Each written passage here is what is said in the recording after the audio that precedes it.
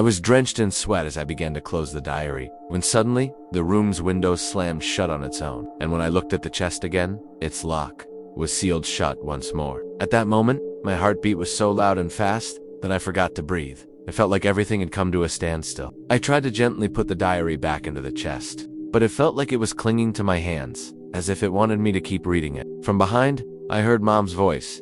"Adil, come eat dinner." I quickly wrapped the diary in an old piece of cloth and hid it in my bag. At the dinner table, everyone was laughing and talking, but my eyes kept drifting toward the room where the chest was kept. That night, when everyone had fallen asleep, I quietly shut the door to my room, turned off the light, took the diary out of my bag, and placed it on the bed. I turned on my phone's flashlight and opened the diary again, but this time it was the last. I suddenly tried to shove the diary back into the chest, but the moment I placed it inside, I felt as if someone had grabbed my wrist. Ice-cold, lifeless fingers. Their weight seemed to sink deep into my bones. I immediately yanked my hand back, but no one was there, just darkness. And the diary, now somehow already resting inside the chest on its own. Seeing my condition, Dad became worried, but I couldn't say a word. It was as if my throat had closed up. We shut the chest and placed it back exactly as we had found it. What began to happen to me is hard to explain. At night, while trying to sleep, I'd hear footsteps, soft, slow steps, on the stairs, and then a shadow would stop right outside my bedroom door.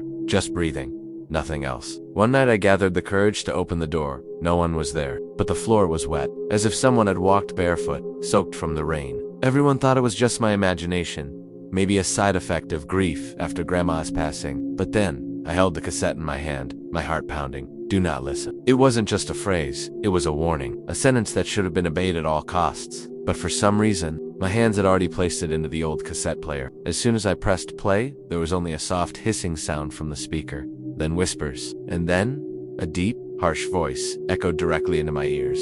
You have opened the door. Now it has arrived. At that very moment, the power went out. The entire house was swallowed by darkness, and from behind my bedroom door, I heard that same cough again, the one that sounded exactly like Grandma's. I didn't even get the chance to turn around when the door slowly. And today, after telling you all this, I have just one thing left to say. If you ever find an old chest, never open it.